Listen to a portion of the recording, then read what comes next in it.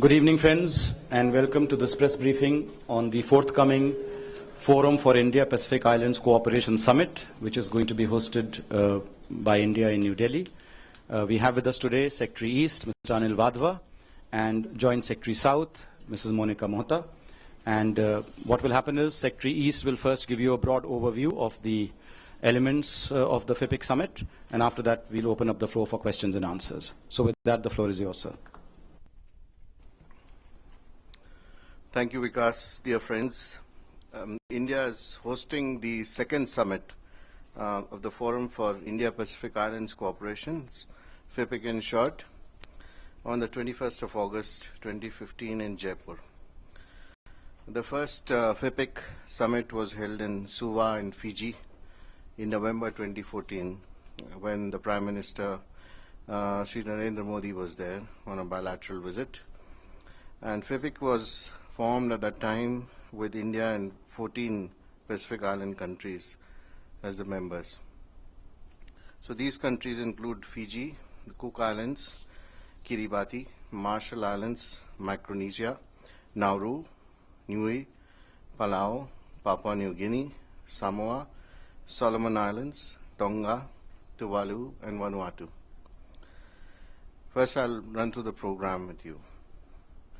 There would be heads of state and government and senior officials from all the 14 Pacific Island countries who will be participating in the summit. It's a format of 1+4, so the head of state or government plus 4 others. At the moment, we have the heads of government. 6 of them have confirmed, 3 heads of state have confirmed, so that means prime ministers and presidents, 1 vice president, and 4 others. That means Minister for Foreign Affairs, or a special envoy, or another minister. So all 14 will be participating. The delegations will arrive in India on the 18th of August and in the forenoon of the 19th of August. And the Minister for External Affairs, Srimati Sushma Swaraj, will host the welcome dinner for the delegations in the evening of 19th August. The leaders of the delegations will be accorded a ceremonial welcome at the Rashtrapati Bhavan in the morning of 20th August. And this will be followed by a meeting of the heads of states and governments of these countries with Honorable Rashtrapati Ji. And at that meeting, we will also have the presence of Honorable Prime Minister, the Vice President, and the External Affairs Minister. After this, the delegation will visit Taj Mahal in Agra. And the Minister of State for Culture and Tourism, Dr. Mahesh Sharma, will welcome them in Agra. On the evening of 20th August, CII will organize a presentation on the technological advances made by India in the economic sectors of interest to the island countries and possibilities of further expanding our bilateral trade and investment with them in selected areas. The Minister of State for Power, Coal and New and Renewable Energy, Shri Piyush Goyal, will be present at this event. The delegations will then go to Jaipur on 21st August, where apart from some sightseeing in Amer Fort, the Indian Council for World Affairs will organize an interactive session and a lunch, and the Minister of State for External Affairs, General V.K. Singh, will be present at that event.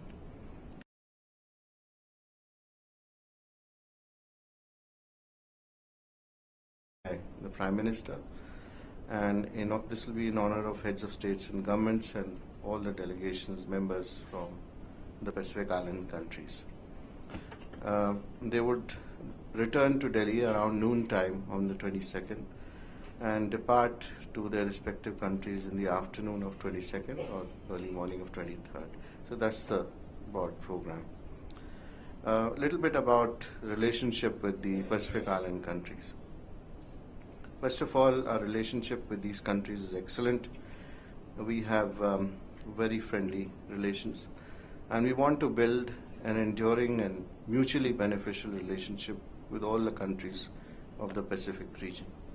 And it was in this spirit that our Prime Minister and heads of states and governments from the 14 Pacific Island countries jointly formed FIPIC last year.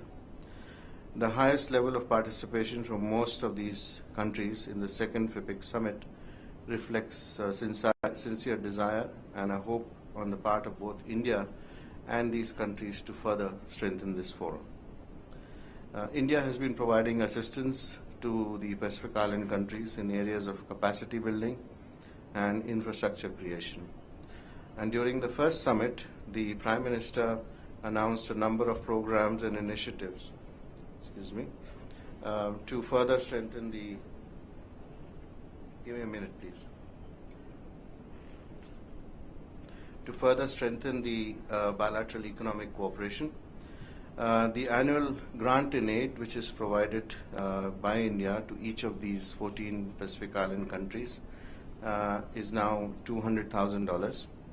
And under this scheme, a number of projects in the areas of solar energy, disaster mitigation, construction sector, information technology, infrastructure, health and social sectors have been undertaken.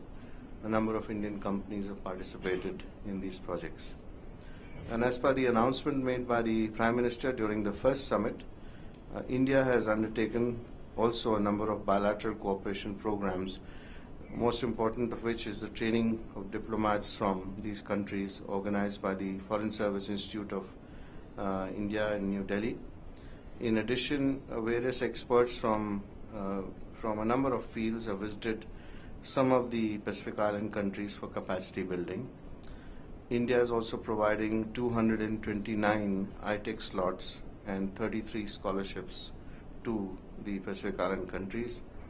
There is e-tourist visa on arrival for nationals of Pacific Island countries, and we have provided financial assistance of $400,000 to some of the Pacific Island countries, that is Fiji, Vanuatu, and Solomon Islands. This is towards infrastructure rebuilding and also capacity strengthening in the wake of natural disasters. The other major programs announced by the Prime Minister, such as telemedicine and teleeducation project, and creation of a $1 million adaptation fund are also under process of implementation. Now, a little bit about the second FIPIC summit. Here we propose to share our experience and expertise in renewable energy, particularly the solar sector, which is of critical importance for the sustainable development of island countries, because India as well as the Pacific Island countries are in the forefront of facing adverse impact of climate change. You know that we have a coastline of more than 7,500 kilometers and more than 1,000 islands ourselves. And among the many initiatives, we've started pricing carbon and also renewable technologies and improving energy efficiency. One of the main objectives of this summit is to promote India's trade and investment with these countries, which of course is far below our potential. And we'd like to enhance trade and investment relations in the economic sectors of interest to both India and these countries, and specifically these are like fishing, mining, oil and natural gas, information technology, health, marine resources, agriculture, coconut, and coir, etc. So we'd like to share with them the technological advances and expertise that India has achieved in these and other economic sectors, and to be a trusted friend and partner with them in their journey of securing inclusive growth and sustainable development. So I conclude my opening remarks. If you have any questions, we're happy to answer them. Yeah. Ashok Sharma ji.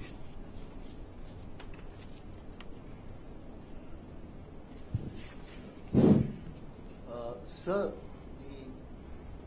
the Pacific Island is a geostrategic point placed near the equator, and for space technology, India's space technology, particularly for Mangalyaan, the Fiji offered a base for monitoring the Mangalyaan. We have one space station in Indonesia BIAC, there was a proposal for having a space station somewhere in this Pacific island to monitor our spacecraft. Will this be discussed in this meeting? Well, you're right that when for our launches, etc., we've been using some of these island countries to monitor the progress in flight, etc. Last time, Brunei was an important country in this regard, and we did, of course, also get cooperation from Fiji, like you said. Our Space Research Organization will be organizing technological workshop with the Pacific Island countries in the coming months to take this idea of cooperation in space forward, especially for weather forecasting and for forecasting of natural disasters. And of course, whenever it is required, then they also request these countries for a temporary stationing of their personnel to track our satellites which are launched in space.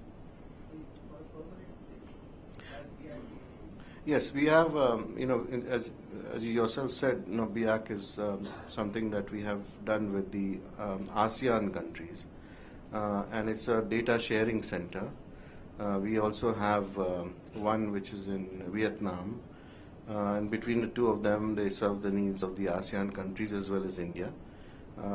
If there is requirement of this, certainly we will be exploring that possibility with these countries as well. That is something which is doable and is feasible. Ranjit. You talked about trade and investment level far below the potential. So can you give us some rough idea what is the bilateral trade between the FIPIC countries and India? Yes. Just give me a minute.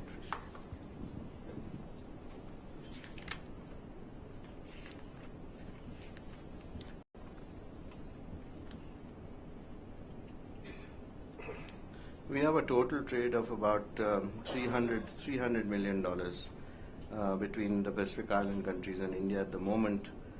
Our exports are around $200 million and imports around $100 million. And of course, the largest country for bilateral trade in this regard is Papua New Guinea because of oil and gas. But Fiji is also an important country in that regard. As you know, the connectivity issues with these countries is something which is first and foremost, which has to be improved as far as trade and investment is concerned.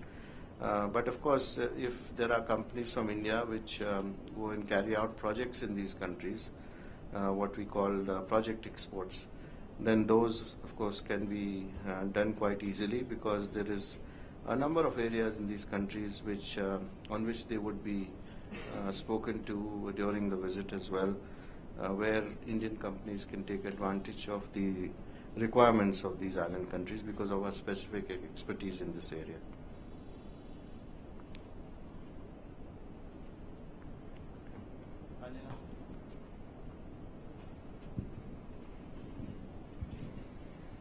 So how do we compare? How does India compare in its involvement with the Pacific Island countries in comparison to China's involvement? I mean, they have a large presence. So how do we compare? Well, I think we are not comparing ourselves with others. As you know, there are many countries which are engaged closely with the Pacific Island countries, and that includes first and foremost Australia and New Zealand. We also have China, and we also have Japan, and also have Korea, which are countries which are engaged with these countries. And I think as far as we are concerned, our engagement stretches to all 14 of them, and the engagement of the others is limited. It's not cutting across the board, first of all. Secondly, the nature of involvement is different. Our orientation is mainly towards capacity building, development, and trade. And now we are looking at newer areas. So it takes time as we progress further in our relationship to build upon what we have. And we started looking at these countries seriously because of the common stands, common problems that we face with regard to mitigation issues, etc., where they need our technology for taking care of the disasters that they face on a regular basis. So I think a different nature of engagement. We are quite satisfied with the way it is going. Manish. So you spoke about e-network. What is the progress in implementing the e-network plan? And also on the UN reforms, has each of these countries explicitly conveyed support for India's candidature for a permanent seat in the Security Council? Well, let me come to the second question first. Out of these countries, 12 of them have a vote in the United Nations. Cook Islands and Niue are the exceptions. But as far as the other 12 are concerned, we have a firm stated commitment of support from at least 10 of them. And the 11th one has also supported the G4 resolution, which indirectly supports the Indian position. One country is not yet pronounced itself either way, yes or no. So, we are not specifically looking for that sort of endorsement. But we know that when it comes to a crunch, then we will get support of all of them in the process because of the relationship that we have developed.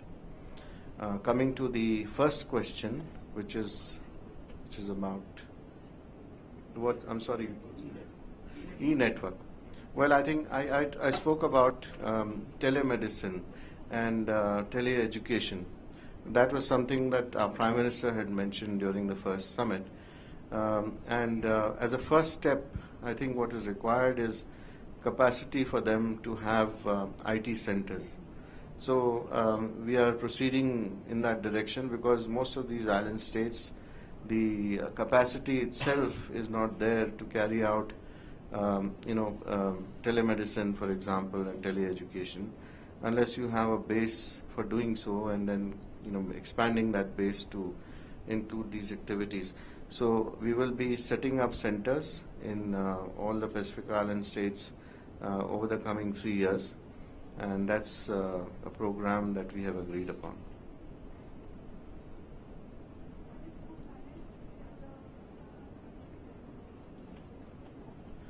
Can you just take the mic? Sorry, I didn't get the name of the other country which doesn't have a UN vote. One is Cook and which Cook Islands and Niue.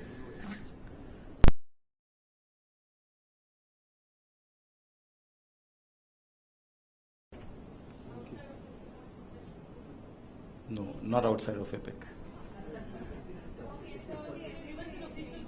NSA talks, we have no official confirmation. Okay.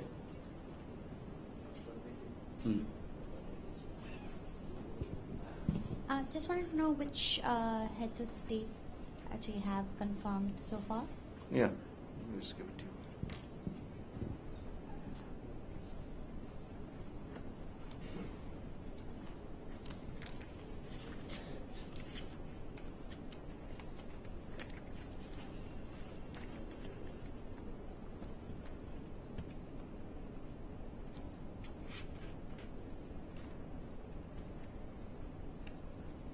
Okay.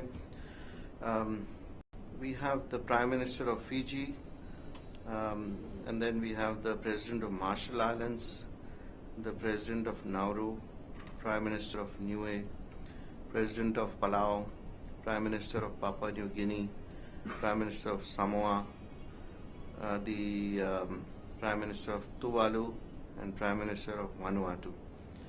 Other than these, we have the Minister of Health, Justice and Parliamentary Affairs from Cook Islands. We have the Special Envoy of the President from Kiribati. We have the Vice President from Micronesia. We have the Deputy Prime Minister from Solomon Islands and the Minister of Agriculture, Food, Forests and Fisheries of Tonga.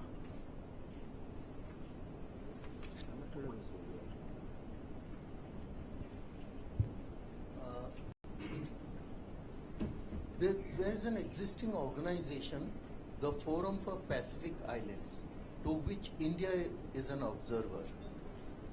And the forum includes, apart from these Pacific islands, Australia and New Zealand.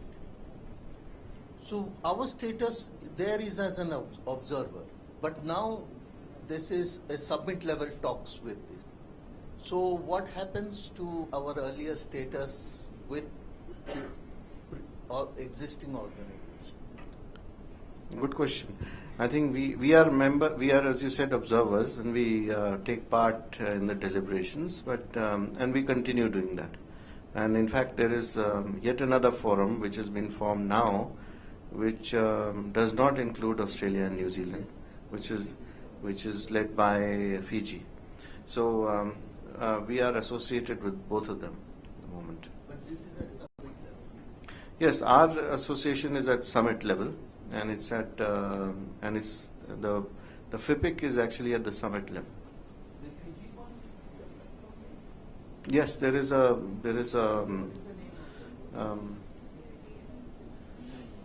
Pacific Island Development Forum is the one which does not include Australia and New Zealand, but is led by Fiji. And the Pacific Islands Forum includes Fiji as well, but it also includes Australia and New Zealand.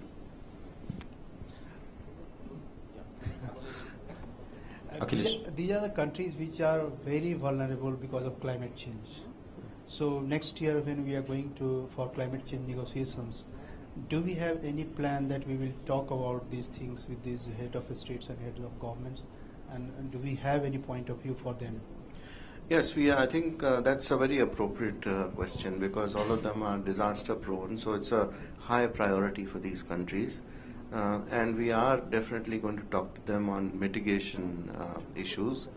The National Disaster Management Authority is going to talk to them about what they can do in terms of training programs, mitigation programs, which they undertake in India, and what we are doing ourselves internally to reduce the carbon footprint in India.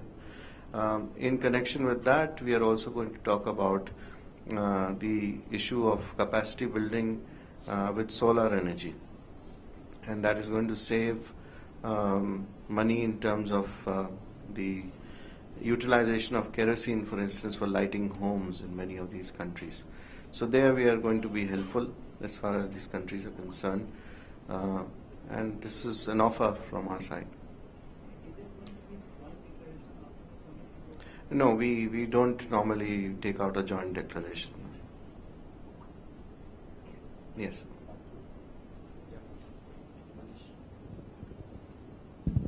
So who will represent India at China's 70th anniversary World War II parade? When did China join FIPIC? But in answer to your question, we have yet to take a call on the level and scale of our representation there.